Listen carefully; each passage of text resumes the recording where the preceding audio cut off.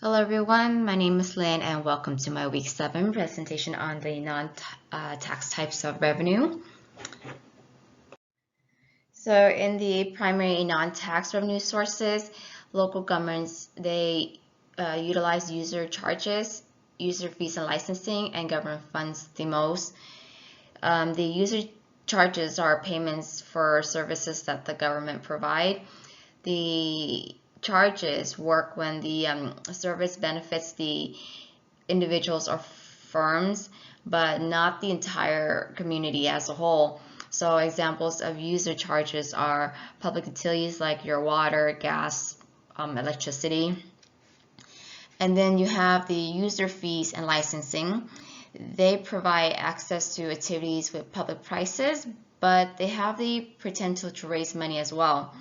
So user fees and licensing examples are liquor license, your driver license, and the different permits that need for whatever activity you're doing, like hunting permit, building permit. And they serve to regulate some activities for the public's benefit. And the other common non-tax revenue is government funds, and they're referred to as intergovernmental revenue. So the funding is received from another government, that could be state or federal, either as grants or reimbursements.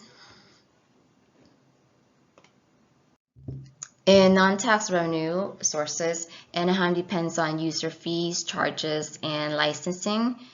The city lumps it into one group. So I highlight that in red on the budget to the left side. Based on the CalFIR on the right, 90% of charges for service make up most of the revenue in business-related activities. The second non-tax revenue is governmental revenues at 26% in governmental activities. The city relies on user charges, fees, licensing because of the revenue raising potential. It is a way to regulate activity for the public's benefit. People will always need public utilities.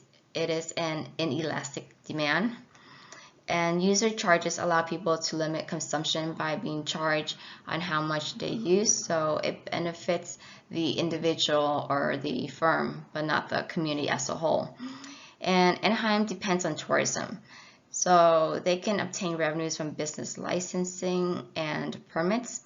There was a 30% decrease of revenue in convention, sport, and entertainment venues due to COVID based on the CalFIR. And intergovernment revenues are beneficial by using strong revenue administration from a higher level of government to raise money for the lower level.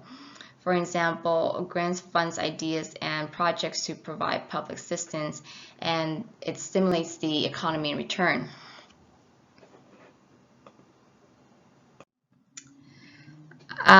For the non-tax revenues that the city relies on at the moment, I wouldn't change it just by looking at the budget and CalFIR. It makes sense for Anaheim to rely on user charges, fees, and licensing for them to conduct business activities.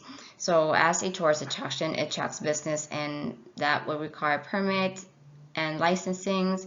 It is good to have regulations on activities such as liquor licensing and building permits to make sure things are done correctly and legally. And another thing is, if you look at the CalFIR, relying on fines, forfeitures, and penalties is ineffective because the city will find ways to fine you, and only a small number of people will experience those situations. So the revenue is really small for that area. And for government revenue, intergovernment revenues, those revenue tax sharing and grants, they strain local spending power, and it reduces the fiscal disparity problems by receiving help from a higher level of government. And this is all to my presentation. Thank you. Have a great week.